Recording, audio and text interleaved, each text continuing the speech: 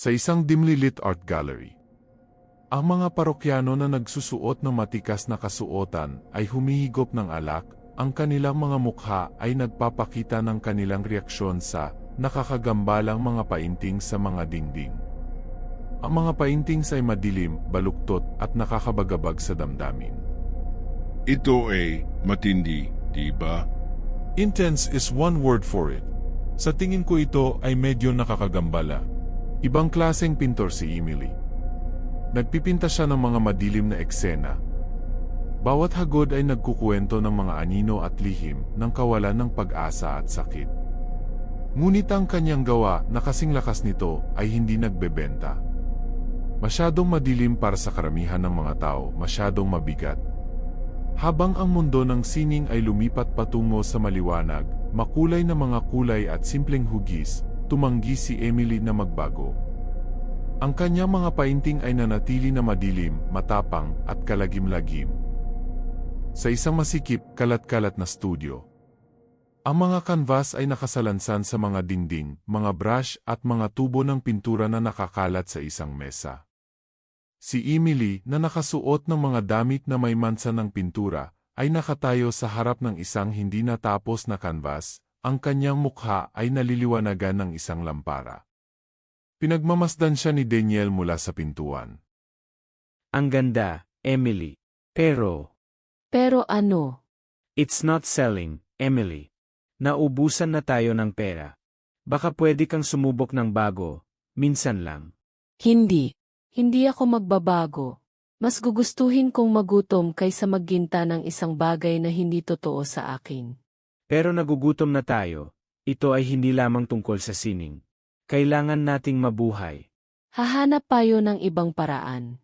Lumipas ang mga linggo at mas bumigat ang hirap sa pagitan nila. Huminto si Daniel sa pagsisikap na kumbinsihin si Emily. Sa halip, ginugol niya ang kanyang mga araw sa pagmamaneho, naghahanap ng mga sagot na wala siya. Sa pagmamaneho ni Daniel sa kanayunan na daanan niya ang isang karatula na nakasulat ang Old Farmhouse. Private property. At isang hapon, nagmaneho si Daniel sa kanayonan, kung saan nakatayo ang lumang bahay bukiran. Ang lugar ay inabandona sa loob ng maraming taon, ngunit nagdadala pa rin ito ng isang madilim na reputasyon. Dati na itong pag-aari ni Marianne, isang babaeng maganda at nakakamatay. Ang kwento ni Marianne ay isang lokal na alamat. Siya ay kilala sa kanyang alindog, kanyang kagandahan at tuso. Nakit niya ang mayayamang lalaki sa kanyang bahay-bukid, inakit niya sila sa mga pangako ng pag-ibigan. Ngunit sa sandaling nasa kanya na sila, nilason niya ang mga ito. Ang kanilang mga katawan ay ipinakain sa kanyang mga baboy upang walang maiwanan na ebidensya. Kung dumating man ang oras na may makakaalam na nawawala ang mga lalaki, naubos na ni Marianne ang kanilang mga pera sa bangko. Isang gabi, nawala si Marianne nang walang bakas na nag-iwan lamang ng mga bulong ng kanyang mga krimen. Ipinakita ni Daniel kay Emily ang mga lumang clipping ng pahayagan tungkol kay Marianne. Baka sa mukha ni Emily ang pagkagulat at hindi makapaniwala. Nakahanap ako ng paraan para malambasan natin ito. Hindi ito normal, ngunit maaari itong gumana.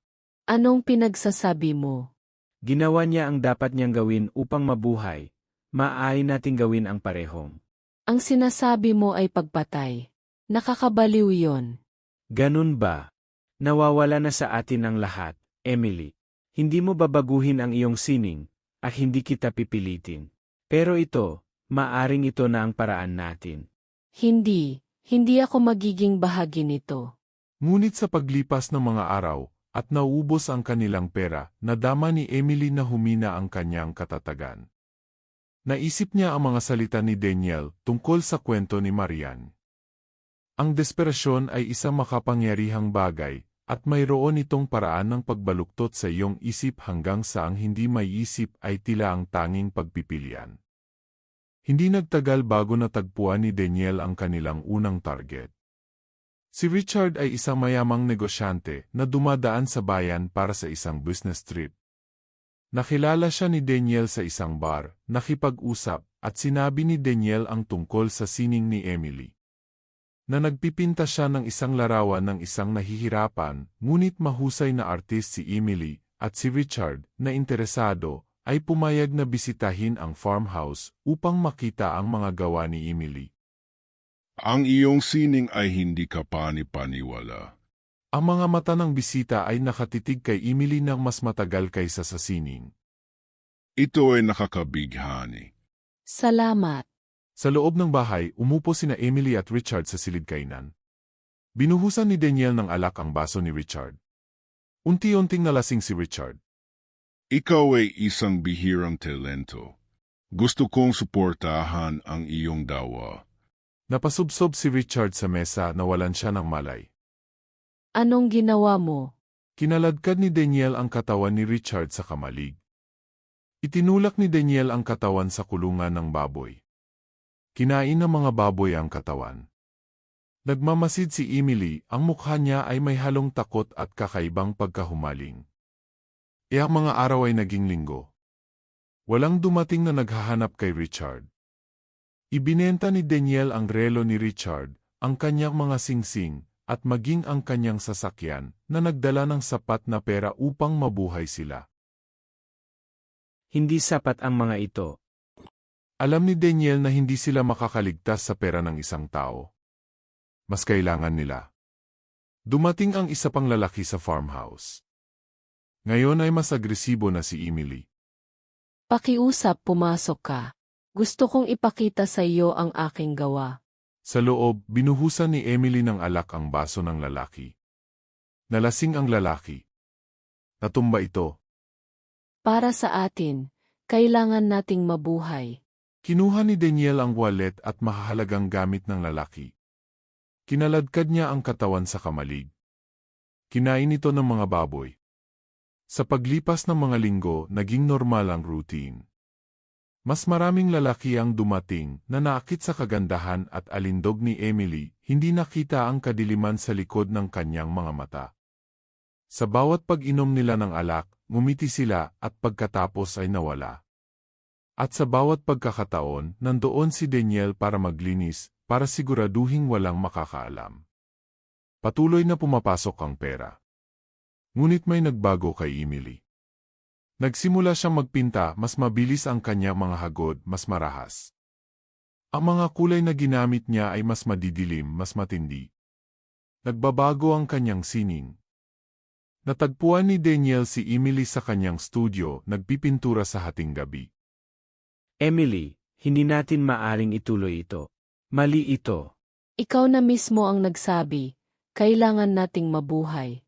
Pero ito, masyado ng malayo. Hindi na lang tayo nabubuhay. Tayo ay mga halimaw. Ikaw ang nagsimula nito. Gusto mong magbago ako, at ngayon ay mayroon na akong pagbabago. Ngunit hindi ka magdedesisyon kung kailan ito hihinto. Kinaumagahan nagising si Daniel at nakitang wala na si Emily. Hinanap niya si Emily sa bahay. Emily.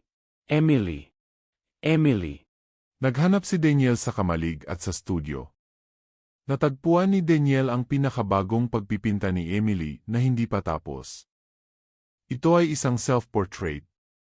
Sa background ay makamulto ang mga balangkas ng kanilang mga biktima. Nakita ni Daniel kung paano nakunan sa canvas ang mga mukha ng bawat biktima nila. Pumunta si Daniel sa kamalig. Nakita niya ang nakabukas na pinto, ang nababagabag na dumi at isang pala. Nagsisimula siyang maghukay. Pagkatapos ay nakita ni Daniel si Emily na nakatayo sa tabi ng kulungan ng baboy, ang kanyang mga kamay ay may bahid ng dugo. Emily, ano ito? Gusto mong magbago ako, Daniel. At ginawa ko. Niyakap ko ang aking sining sa paraang hindi ko akalaing posible. Pero ngayon, kailangan ko ng kapusin. Tapos ano? May napagtanto ako. Ipininta ko ang iba. Kinukunan ko ang kanilang sakit na nararamdaman, ang kanilang takot. Ngunit hindi ito sapat. Kailangan ko itong makita ng malapitan. Kailangan kong intindihin ito. Ikaw ang nagsimula nito, Daniel. At ngayon, ikaw na ang huling piraso.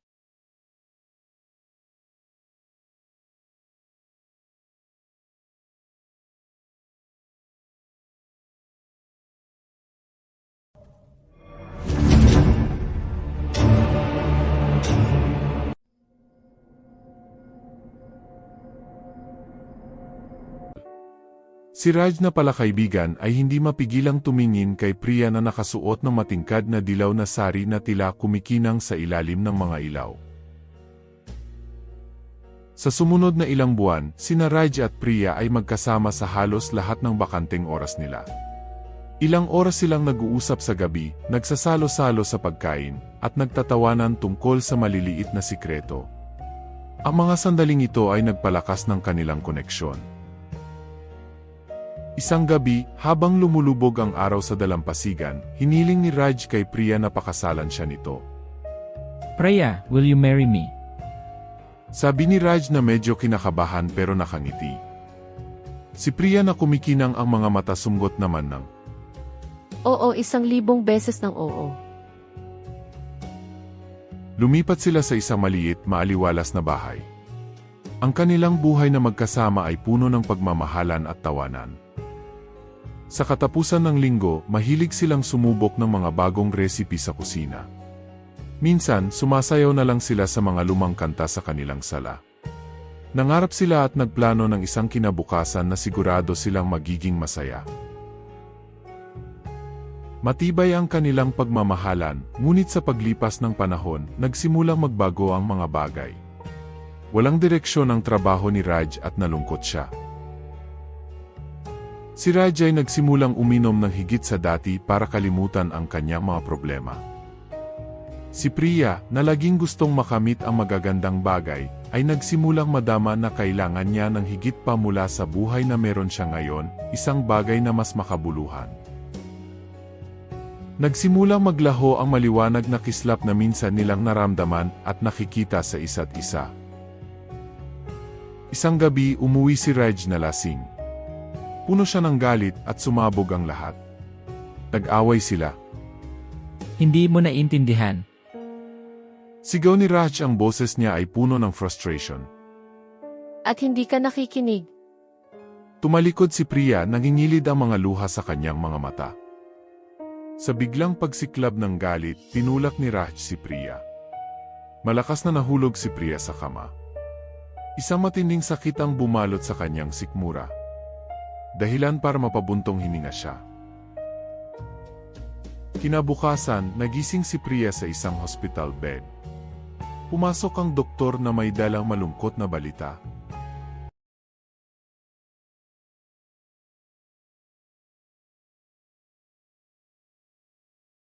I'm so sorry, Priya.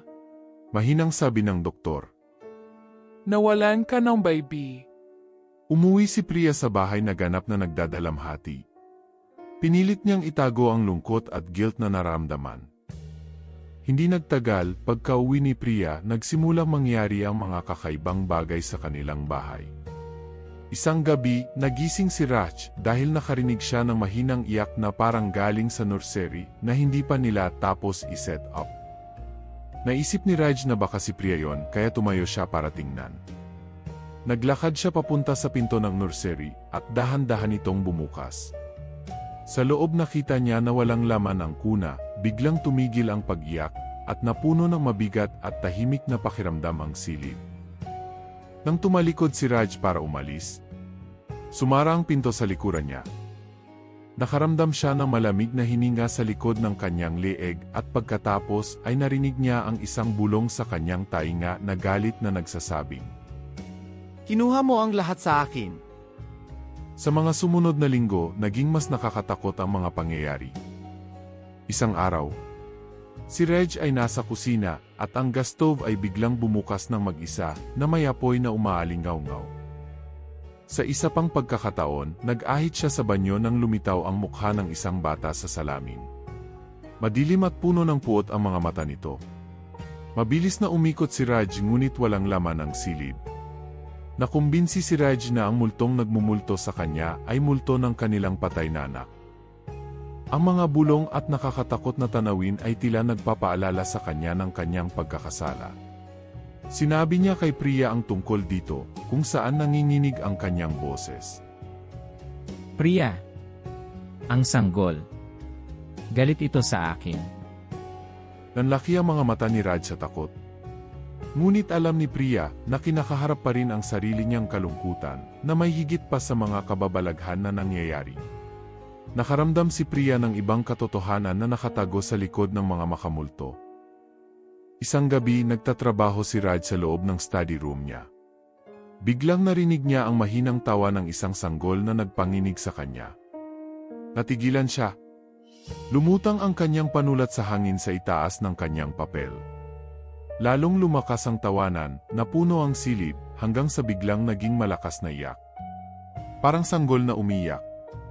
Natumba ang kanyang upuan nang tumalon siya at sumugod sa pinto, ngunit hindi ito bumukas. Nakaramdam ng desperado si Raj.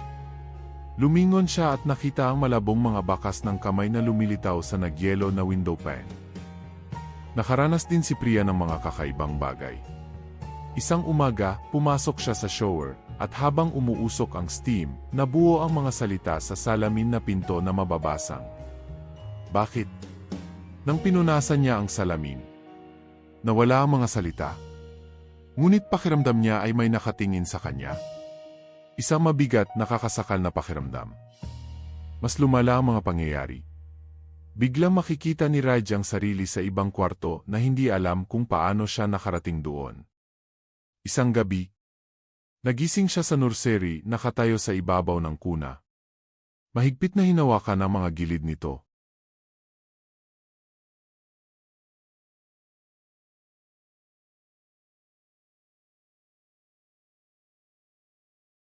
Raj, anong ginagawa mo? Nanginginig ang boses ni Priya mula sa pintuan. Ewan ko ba? Kakagising ko lang dito. Nautal na sabi ni Raj at napaatras. Isang gabi, sa kabila ng kanyang takot, naramdaman ni Priya na gusto niyang pumunta sa nursery. Ang crib ay nakatayo sa gitna ng silid. Hindi nagalaw mula nang mawala ang sanggol. Humakbang siya palapit. Isang mahinang lullabay ang nagsimulang tumugtog. Priya, Bulong ng isang boses. Umikot si Priya. Ang figura sa isang sulok ay si Karan. Maputla at makamulto. Napuno ng lungkot at galit ang mga mata. nangako ka. Sabi ng figura. Ako. Hindi ko sinasadya. Nautal na sabi ni Priya. Tumutulo ang mga luha sa kanyang mukha. Iniwan mo ako. Sinira mo ang lahat. Ungol ng lalaki. Na umaalingaw-ngaw ang boses sa kwarto. Mula sa sandaling yon, nagsimulang lumabas ang katotohanan. Hindi na ito naitago ni Priya. Si Raj, na nasira na ng mga pagmumulto, ay humihingi ng mga sagot. Sino siya? You both deserve this. Sabi ng multo na puno ng puot ang boses. Nayanig ang mga dingding. At ang mga picture frame ay bumagsak sa sahig. Napasigaw si Priya habang sinubukan siyang protektahan ni Raj. Nang direktang humarap sa kay Karan si Priya, nagsimula mabawasan ang pagyanig. Humingi ng tawad si Priya. I'm sorry, Karan. Hindi ko sinasadya na mangyari ang alinman sa mga ito. Please, find peace. At nawala ang multo. Ipinagtapat ni Priya kay Raj ang tungkol kay Karan.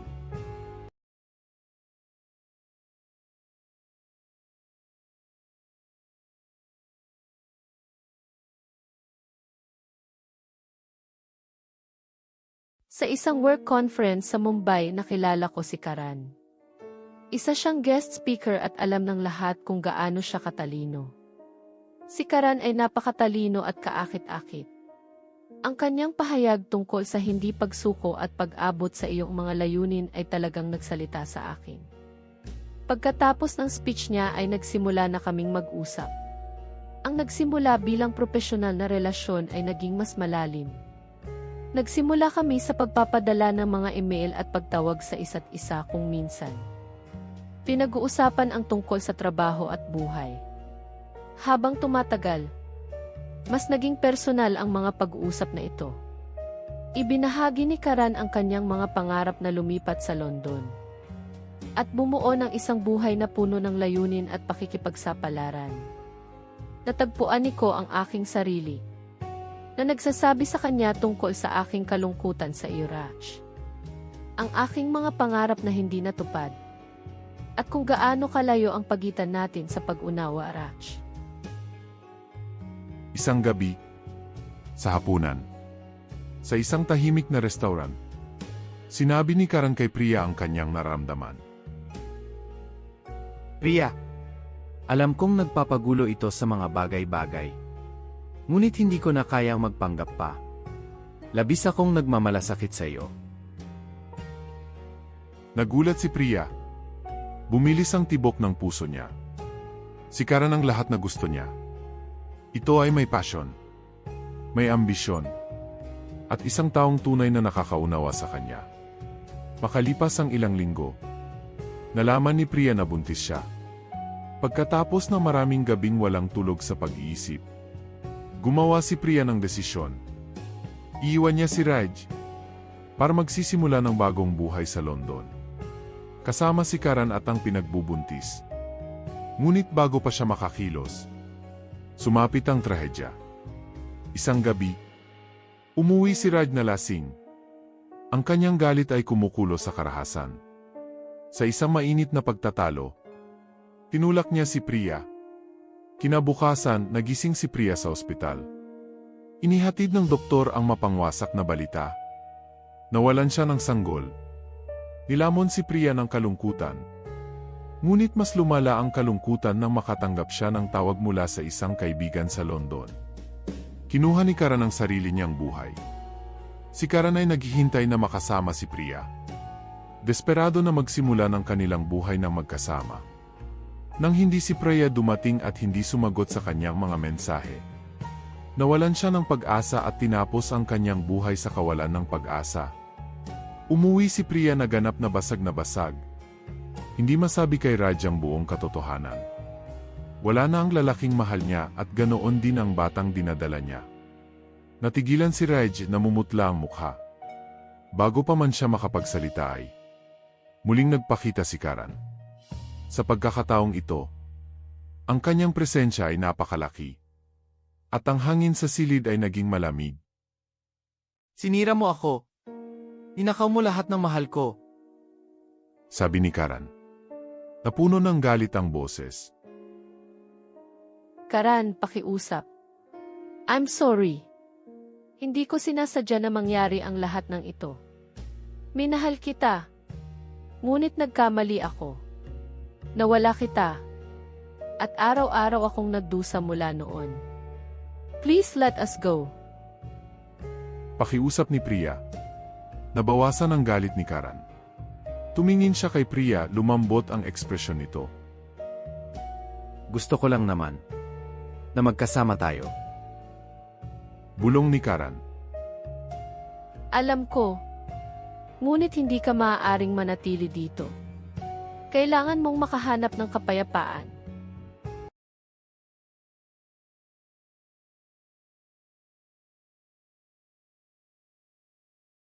Sabi ni Priya.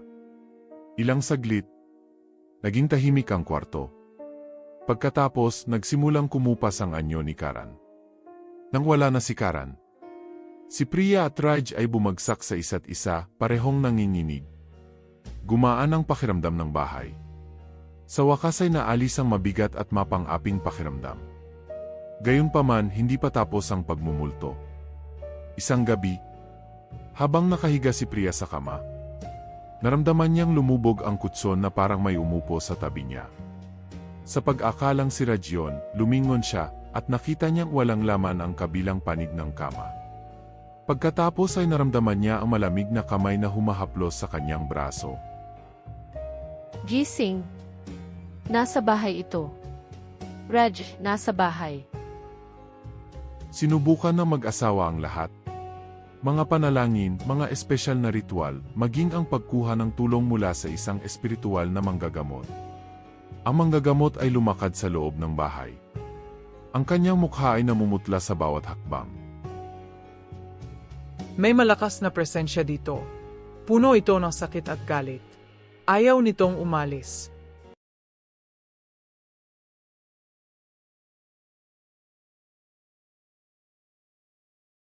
Sabi ng manggagamot. Nag-alok siyang gumawa ng ritual ng paglilinis, ngunit sa kalagitnaan, bigla siyang napabuntong hininga, napahawak sa kanyang dibdib. It knows. Bulong na manggagamot bago tumakas ng bahay. Iniwan si Priya at Raj na mas takot na takot. Nagsimulang maging personal ang pagmumulto. Magigising si Raj na may mga gasgas sa braso at dibdib na para bang may kumalabit sa kanyang pagtulog. Maririnig ni Priya ang mga bulong sa kanyang tainga na inakusahan siyang, "Traidor! Nagsisinungaling ka!" Ayon sa bumubulong, ang pagmumulto ay lalong naging mapanganib habang tumatagal. Isang gabi, nasa kusina si Reg, naghihiwa ng gulay ng madulas ang kutsilyo mula sa kanyang kamay, na tumama ng malalim sa kanyang palad. Tumulo ang dugo sa counter habang napangiwi siya sa sakit. Sumugod si Priya. Raj, anong nangyari? Tanong niya sabay kuha ng tuwalya para balutin ang kamay ni Raj. Ewan ko. Parang may tumulak sa kamay ko. Sabi ni Raj. Nagpalitan sila ng hindi mapakali na mga sulyap. At sinusubukang kumbinsihin ang kanilang mga sarili na ito ay isang aksidente lamang. Makalipas ang isang linggo, nasa hagdan si Priya. May dalang basket ng labahan. Bigla siyang nakaramdam ng matinding paghatak sa kanyang ankle. Na para bang may humawak. Bumagsak si Priya ng ilang hakbang. Tumakbo si Raj sa tunog ng kanyang sigaw. Priya, ayos ka lang ba? Sigaw niya sabay luhod sa tabi ni Priya. Hawak-hawak ang kanyang pulso na pumipintig sa sakit, tumango si Priya. May naramdaman ako, Raj. I swear. Hindi lang basta-basta ang pagkahulog. Naspray ng pulso ni Priya. Ngunit hindi lang iyon ang sugat. Lumitaw ang mga pasa sa kanyang mga braso at binti. Natila siya ay hinawakan ng hindi nakikitang mga kamay. Ang mga insidente ay naging mas malala. Isang gabing nagtatrabaho si Raj. Na magsimulang kumikislap ang lampara sa kanyang mesa. Inabot niya para ayusin ang bulb at walang babala. Ang bombilya ay nabasag. Ang mga piraso ng salamin ay napunta sa kanyang mukha at mga kamay. Napasigaw siya sa sakit at muling tumakbo si Priya. Raj, anong nangyayari? Tanong ni Priya. Ewan ko. Pero parang sinusubukan tayong patayin ng bahay na ito. Sabi ni Raj, nanginginig ang boses. Lalong lumalim ang pagkabalisa ni Priya. Nagsimula siyang magising na may mga pasa na hindi niya may paliwanag. At ang mga bagay sa bahay ay tila kusang gumagalaw. Napalitan ng takot ang anumang pakiramdam ng kaligtasan sa kanilang tahanan. Ang unang malaking aksidente ay nangyari nang si Raj ay nasa garahe. Inaayos ang kanyang bisikleta. Nadulas ang jack na nakahawak sa bike. Dahilan para bumagsak ang mabigat na frame sa kanyang paa. Ang sakit ay agaran at hindi matiis. Dinala siya ni Priya sa ospital.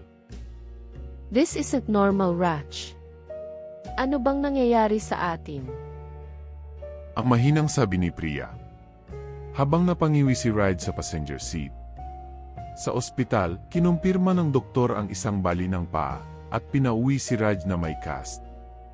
Ngunit hindi tumigil ang mga pinsala. Isang gabi, nagluluto si Priya ng hapunan. Nang umingay ang gas stove, hindi natural na tumalon ang apoy. Napasigaw siya at tumalon pabalik. Dumampi ang kamay niya sa mainit na kawali. Dahil sa paso, paltos, at pula ang kanyang palad. Humagulgol siya habang binabalot ni Raj ang kanyang kamay ng malamig na tuwalya. Hindi natin ito maaring ipagwalang bahala. Raj, ang mga pangyayaring ito ay sinusubukan tayong saktan. Sabi ni Priya. Dumating ang breaking point noong isang mabagyong gabi. Natutulog sina Raj at Priya. Nang magising sila sa tunog ng bumagsak na salamin. Tumakbo sila sa sala. At nakitang basag-basag ang mga bintana na may mga piraso ng salamin na nakatakip sa sahig. Sino nandyan?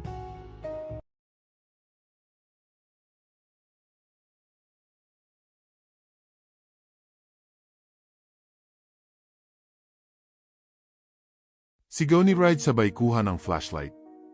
Habang tumatama ang liwanag sa buong silid, isang figurang nakatayo sa sulok, isang lalaki ang makikita. Bakas ang galit ang maputla niyang mukha. Kinuha mo siya sa akin. Yungol ng lalaki habang humakbang pasulong. Napasigaw si Priya habang kumikislap ang flashlight. Ang silid ay nahulog sa kadiliman. Bigla may tumagilid na mabigat na bookshelf at nasa ilalim nito si Raj. Pinilit siyang hilahin ni Priya. Ang kanyang mga luha ay naghahalo sa dugong umaagos mula sa isang sugat sa ulo ni Raj. You'll never be free. Umalingaw-ngaw ang boses ng lalaki. Muling isinugod si Raj sa ospital sa pagkakataong ito dahil sa mga tahi at concussion. Umupo si Priya sa tabi ng kama ni Raj. Hindi ko na kaya. Hindi ako mabubuhay ng ganito. Bulong ni Priya. Nang magising si Raj, napuno ng sakit ang kanyang mga mata, inabot niya ang kamay ni Priya. Kailangan nating harapin ito, Priya. Ano man ito. Pagka-uwi nila, ipinagtapat ni Priya ang lahat. Sinabi niya kay Raj ang buong kwento. Nanginginig ang boses ni Priya nang tuluyan na niyang ilabas ang pinakamalalim na bahagi ng kanyang sikreto. Nang malaman kong buntis ako, alam kong kay Karan ang sanggol.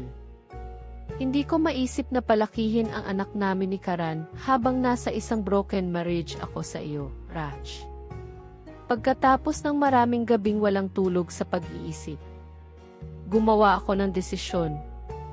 Iiwan kita, Raj, para magsimula ng bagong buhay sa London kasama si Karan at ang pinagbubuntis ko na anak namin ni Karan. Ngunit nawala ang anak namin ni Karan nang itulak mo ako, Raj. Pagkatapos natanggap ko din ang balita na wala na rin si Karan. Umuwi ako na labis nagluluksa at hindi ko na rin alam kung paano ko sa iyo sasabihin ang tungkol kay Karan at sa nawalang sanggol. Sa sumunod na mga buwan, sinimulan nila Raj at Priya ang pagsusumikap na ibalik ang kanilang buhay. Alam nilang hindi sila maaaring manatili sa bahay na iyon, kasama ang lahat ng masasakit na alaala nito. Kaya, ibinenta nila ito at lumipat sa isang bagong lungsod, iniwan ang mga multo ng kanilang nakaraan. Sina Priya at Raj ay nagsimulang mag-counseling. Nahirapan sila, ngunit natuto silang magpatawad sa isa't isa sa mga pagkakamaling nagawa. Higit sa lahat, natutunan nilang patawarin ang kanilang sarili. Makalipas ang ilang taon, muling napuno ng tawanan ang kanilang tahanan dahil sa mga anak nila. Madalas na iniisip ni Priya si Karan, bumubulong ng isang tahimik na panalangin para sa kanya na makahanap ito ng kapayapaan saan man siya naroroon.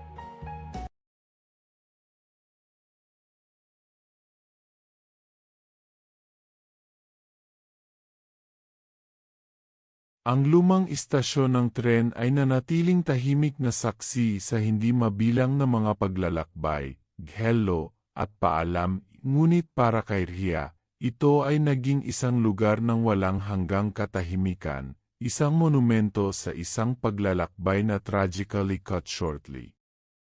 Magandang umaga, mahal. Araw-araw, bumabalik si Riya sa parehong lugar, sa parehong upuan. Ito ay isang ritual ng kalungkutan, isang desperadong pagtatangka na manatiling konektado sa alaala ni Mario, ang lalaking nawala sa kanya. Nandito ka pa rin, Riya. Saan pa kaya ako? Mr. Espinoza. Nandito siya sa paligid. Isang nagmamadaling inakasama ang kanyang anak ang nabangga sa bag ni Riya. Nako, saan siya na? Ayos lang. Nothing really matters anymore. Napansin na maintenance man ng istasyon na si Liam ang araw-araw na pagbabantay ni Riya, ngunit tiningnan niya ito ng may katangiang pangungutya.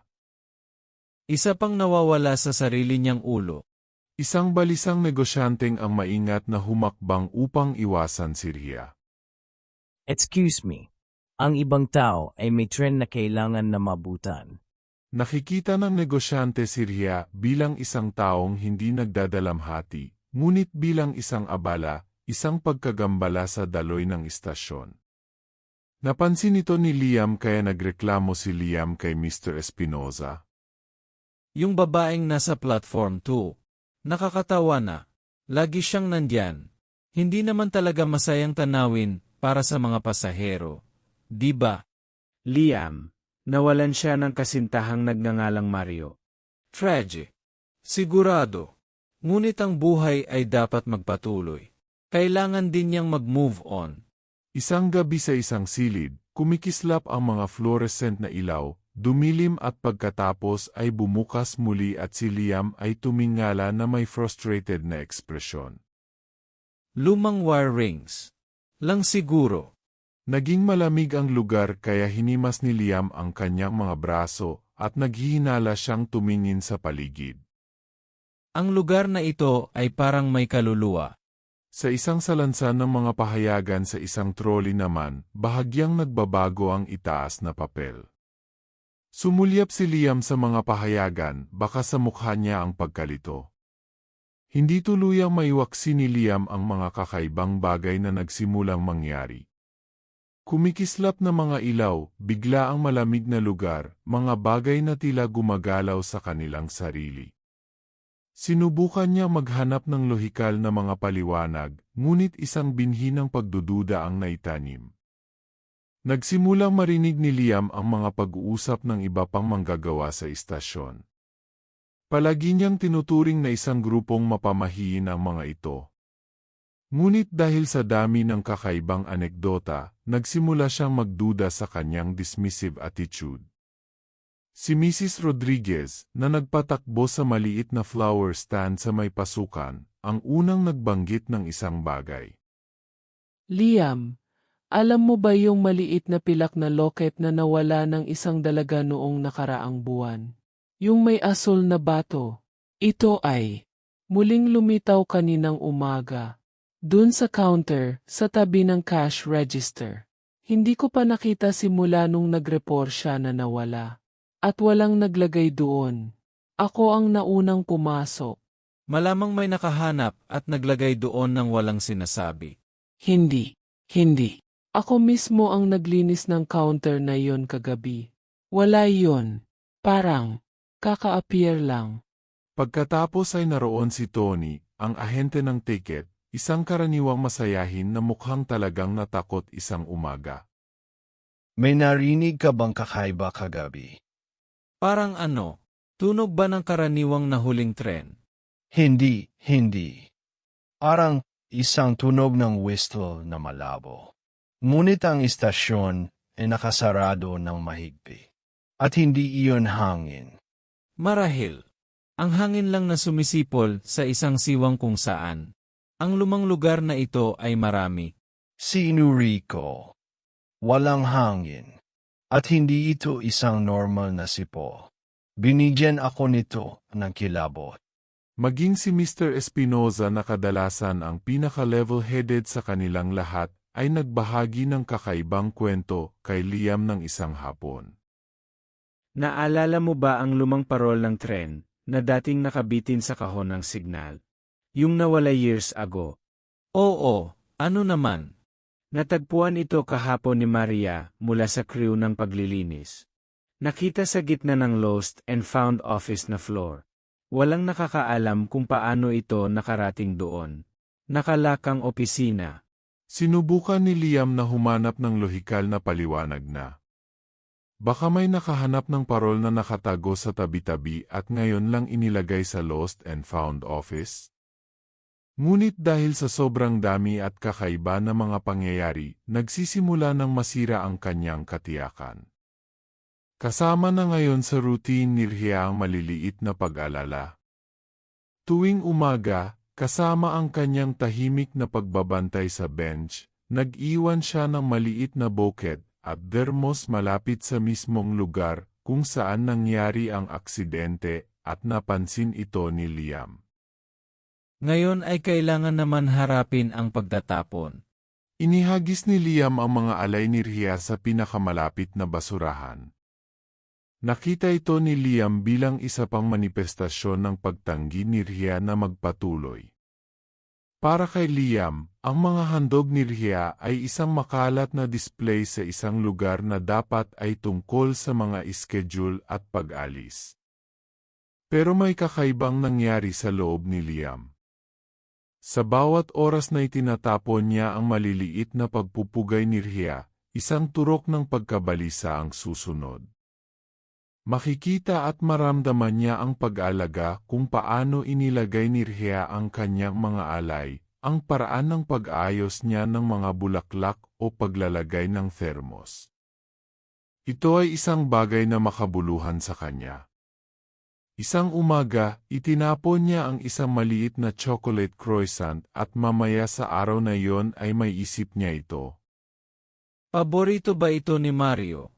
Nakakabahala ang pag-isip para kay Liam. Ayaw niyang isipin si Mario, ang tungkol kay Rhea na nawalan ng Mario sa buhay niya.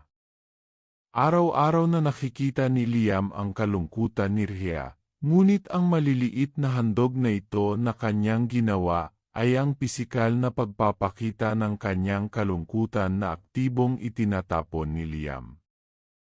Naramdaman ni Liam na mali ang pagtatapon ng mga alay ni Rhea sa basurahan dahil parang hindi niya ginagalang ang sakit na naramdaman ni Rhea, kahit naniniwala pa rin siya na sobra-sobra ang ginagawa ni Rhea.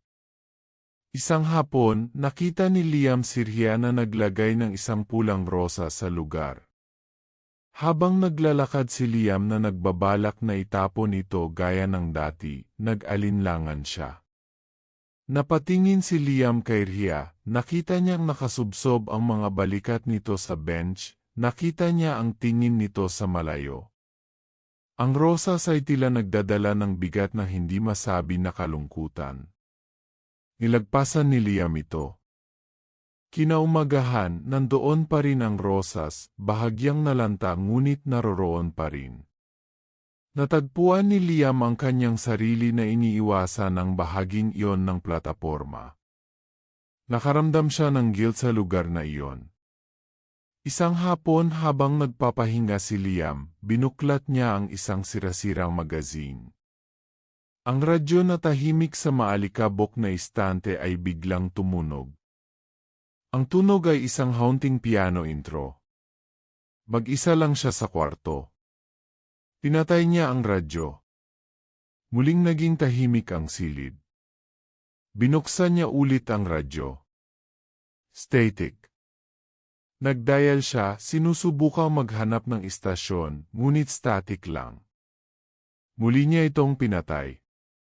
Ilang minuto ang lumipas, muli niya itong binuksan, para lang mapatunayang malfunction ito, at muling tumugtog ang nakakatakot na tunog ng piano intro. Nagplay ito ng humigit kumulang 30 segundo, pagkatapos ay bumalik sa static. Nakatitig si Liam sa tahimik na radyo, namumutla ang mukha. Hindi ito faulty wiring. Naalala niyang nakita niya kanina si Rhea, her usual sorrowful vigil. May kinalaman kaya ito sa kanya?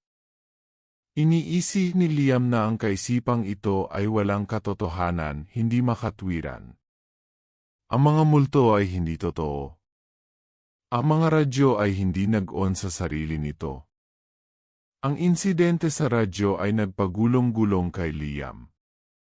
Hindi niya maalis ang pakiramdam na may nasaksihan siyang imposible. Sigaw ng lohikal niyang isipan. Coincidence. Electrical anomaly. Ngunit isang maliit, paulit-ulit na boses ang bumulong ng iba. Para pabulaanan ang naranasan niya, sinimulan ni Liam ang paghuhukay sa kasaysayan ng istasyon.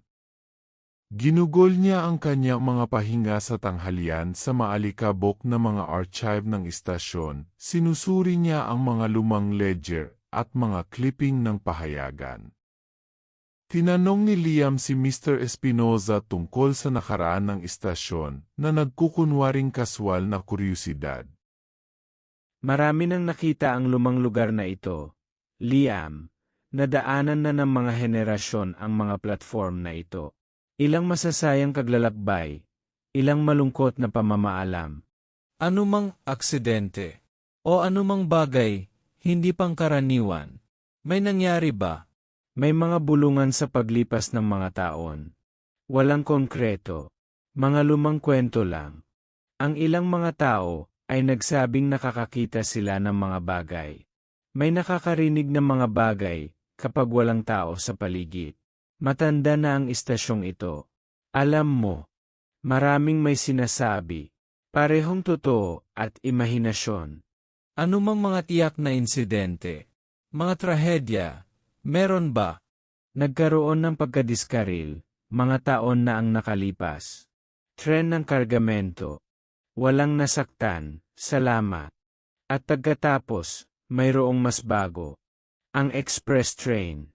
Iyon ang panahong namatay ang batang si Mario. Si Mario, nafiyan sa enerhiya.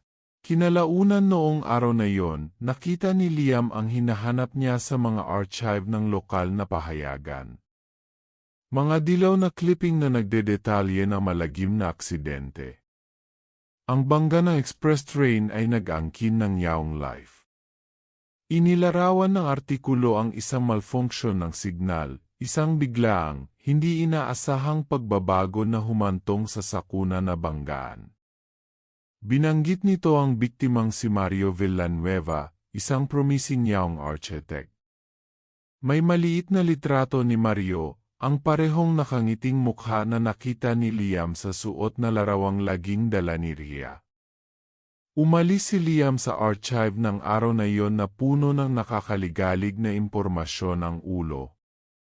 Ang istasyon ay hindi lamang isang lumang gusali, ito ay may kasaysayan, isang kasaysayang na antig ng trahedya at mga bulong na kwento ng hindi may paliwanag. Ang mga ilaw, ang lamig, ang radyo, ang mga lumang artikulo sa pahayagan. Ang istasyon, mayroon itong kasaysayan. Ang mga lugar kung saan nagtatagal ang matinding emosyon, lalo na ang mga nakatali sa biglaang pagkawala, kung minsan ay maaring mag-echo. Mag-echo. Higit sa echoes, kung minsan, kapag ang isang buhay ay pinutol, masyadong hindi patas, masyadong hindi inasahan, ang espiritu ay maaring maging nakatali. Hindi makamove on. Nakulong sa biglang lahat, sa hindi natapos na gawain, sa kalungkutan ng mga naiwan. Arang multo. Mahari mo silang tawagin kung ano ang gusto mo. Mga nawawalang kaluluwa. Mga espiritu. Nakatali sila sa lugar ng kanilang trauma, muling binubuhay, sinusubukang magkaroon ng kahulugan sa nangyari. Minsan, sinusubukan nilang makipag-usap. Paano makipag-usap? Kulang sila sa pisikal na paraan. Maari nilang subukang kumuha ng natitirang enerhiya sa kapaligiran, kuryente, temperatura. Maaring ipaliwanag niyan ang mga kumikislap na ilaw, ang mga malamig na lugar na iyong naramdaman. Tunog, vibration, isa pang paraan para subukan at abutin. Isang pamilyar na kanta, maaring ito ay isang mensahe, isang alaala. Pero bakit ako? Bakit isang multo ang susubukang makipag-ugnayan sa akin? Marahil ay mas bukas ka kaysa sa iyong inisip, sa kabila ng iyong pag-aalinlangan. O di kaya, ikaw ang nagpapapansin. Minsan, ang buhay ay kailangang maging handa na makakita, handang makinig. Maaring subukan nilang impluensyahan ang mga bagay, banayad na pagbabago, malilit na paggalaw.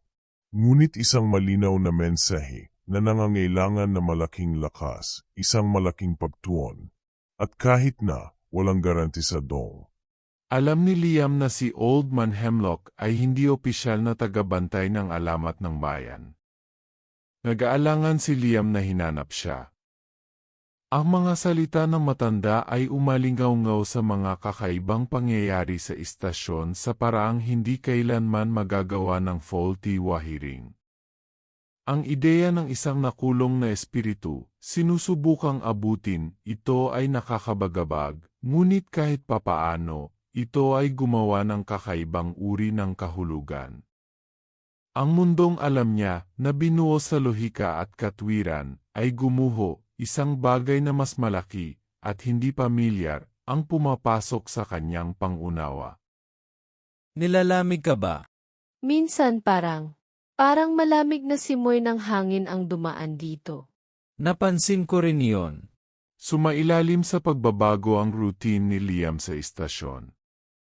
Bumagal ang dati niyang mabilis at may layuning mga hakbang, napalitan ng mas mapagmasid na lakad.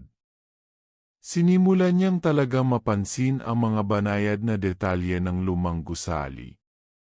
Nagsimula siya makinig na mas mabuti sa mga tunog sa paligid ng istasyon. Isang hapon, habang sinusuri ang mga wiring malapit sa signal box ang lugar ng malfunction ang lugar kung saan naaksidente si Mario. Nakaramdam siya ng kakaibang lamig sa lugar na iyon. Habang nakatayo siya, tila may mahinang bulong na dumaan sa kanyang tainga. Hindi siya makagawa ng anumang mga salita, isang paghinga lang, ngunit ito ay nagpadala ng panginginig sa kanyang gulugod na walang kinalaman sa temperatura. Sinimulan niyang pagmasdan si Rian ng mas malapit na may bagong usisa. Hindi na lang siya si Liam the Cynic na nag-aayos ng mga sirang bagay. Siya si Liam the Observer, bukas na ang kanyang isipan sa posibilidad na may higit pa sa lugar na ito, at sa kalungkutan ni Ria. Ang tahimik ngayon. Oo nga. Minsan-minsan nararamdaman ko siya dito. Hindi sa paraang nakikita o nahahawakan ko. Pero isang presensya. Parang malamig na simoy ng hangin. O pakiramdam, parang kakaalis lang niya at babalik anumang minuto. Sa tingin mo ba baliw ako? Hindi. Sa tingin ko, hindi ka baliw.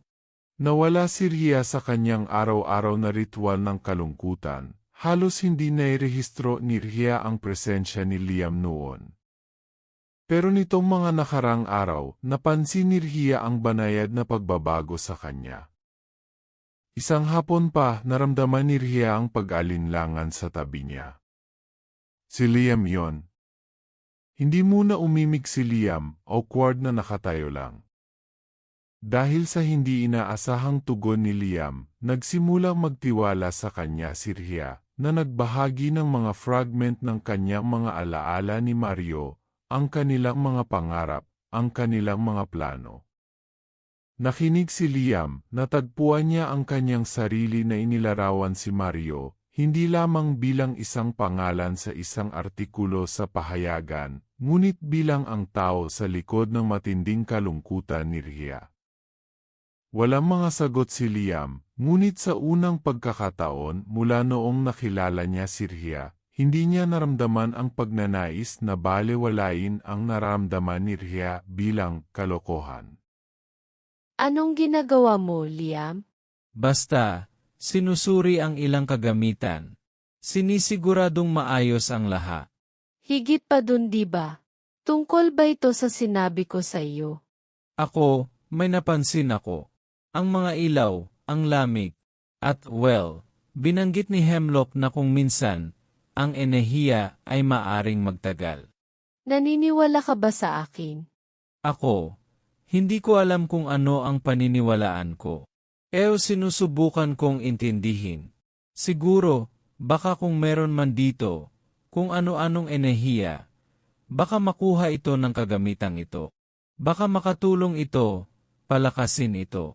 Si Liam, nakaraniwang batay sa praktikal na inhinyero, ay nagsisimulang harapin ang isang mas mahiwagang hamon, ang posibilidad ng isang matagal na espiritual na presensya.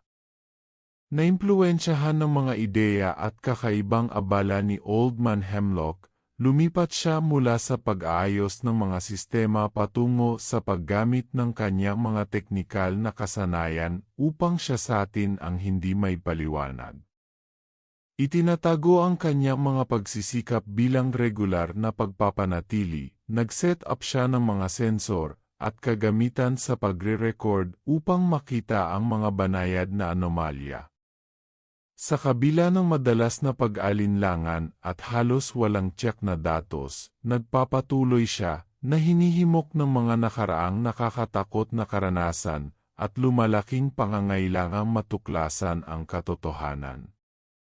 Ang nagsisimula bilang isang pag-alinlangan na eksperimento ay nagiging isang personal na misyon upang kumonekta sa isang bagay na higit sa pisikal, kapwa para sa kapayapaan ni Rhea at sa kanyang sariling pangunawa. Rhea. Rhea. Mario. Rhea. Siya nga. Ay.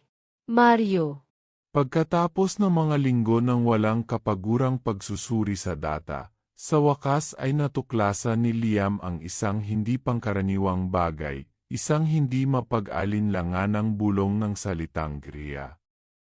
Sa isa sa kanyang mga audio recording, nare-replay niya ito at napagtanto ang kalinawan nito. Dahil sa pagmamadali, dinadala niya si Rhea upang marinig ito mismo. Ang kanyang emosyonal na reaksyon, pagkabigla, pag-asa, at pagluha ay nagpapatunay ng kahalagahan. Sa sandaling iyon, bumagsak ang pagdududa ni Liam.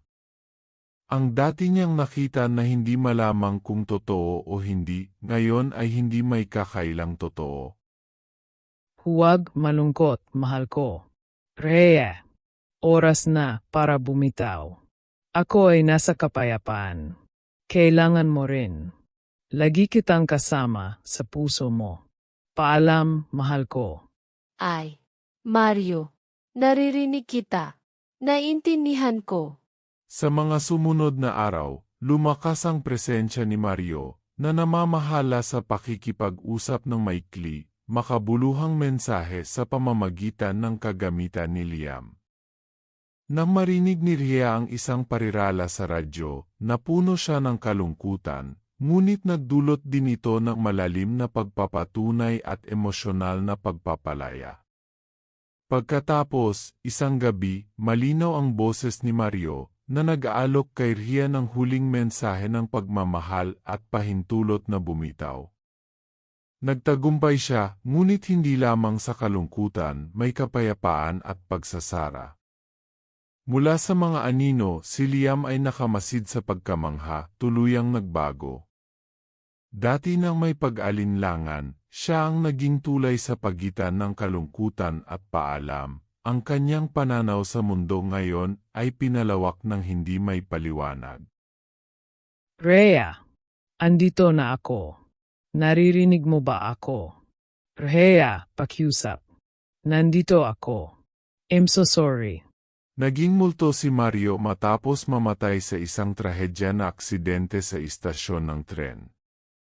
Bagaman ang kanyang katawan ay nakahiga, ang kanyang espiritu ay nananatili na nakatali sa lugar ng kanyang kamatayan. Invisible at intangible, walang magawa siyang nanonood habang tumutugon ang mga paramedik at pulis sa eksena. Nakita niya si Rhea, ang babaeng mahal niya na nasaktan sa kanyang pagkamatay. Kahit na sinusubukan niyang abutin siya, hindi niya ito naririnig o naramdaman. Araw-araw, bumabalik siya sa istasyon na may pagluluksa, at si Mario, na ngayon ay isang tahimik at walang kapangyarihang tagamasid, ay nananatili sa kanyang tabi, nakulong sa pagitan ng mga mundo, naghahangad na aliwin siya ngunit hindi magawang tulay ang agwat sa pagitan ng buhay at kamatayan. Si Mario ay pinagmumultuhan ng alaala ng pagbangga ng tren na ikinamatay niya, isang biglaang, trahedya na aksidente na dulot ng hindi gumaganang signal. Paulit-ulit niyang nire-replay ang sandali, hindi niya maintindihan kung paano kinuha ng isang bagay na random ang lahat sa kanya at kay Rhea. Ang kanyang espiritu ay nananatiling nakulong sa istasyon, hindi lamang sa pagiging hindi patas ng kanyang kamatayan, kundi sa kanyang malalim na pagmamahal para kay Rhea at sa kanyang patuloy na kalungkutan. Kahit na gusto niyang magpatuloy at makahanap ng kapayapaan, nananatili siya, naramdaman ang kanyang kalungkutan at sinusubukang aliwin siya ng walang kabuluhan. Higit sa lahat, umaasa siyang kahit papaano ay ipakita sa kanya na nandyan pa rin siya at sa huli, tulungan siyang bumitaw. Mahal, 1 taon na. Hiniling mo sa akin na bumitaw upang makahanap ng kapayapaan. At sinusubukan ko. Alam kong nandyan ka pa, na inaabot mo ako. Nakatulong ito sa akin ng higit pa sa masasabi ng mga salita. Dito tayo nagsimula. Tama sa pakiramdam na dito, makakalaya ka na. Dumating ang unang anibersaryo ng kalunos-lunos na pagpanaw ni Mario, dala nito ang simula ng closure. Si Rhea, na minsang nabigatan ng kalungkutan, ay bumalik sa istasyon, dala ang mga abo ni Mario. Naglalakbay siya sa parke kung saan sila unang nagkita at dahan-dahang ikinalat sila, isang huling pagkilos ng pagmamahal at pagpapalaya. Si Liam, isang tahimik na taga-suporta, ay nakatayo sa malapit. Sa istasyon, naglaho ang mga senyales ng makamulto na presensya ni Mario, mga malamig na lugar, kumikislap na ilaw, mga bulong. Pinalaya ng pagtanggap at paalam ni Rhea, ang diwa ni Mario sa wakas ay nakatagpo ng kapayapaan.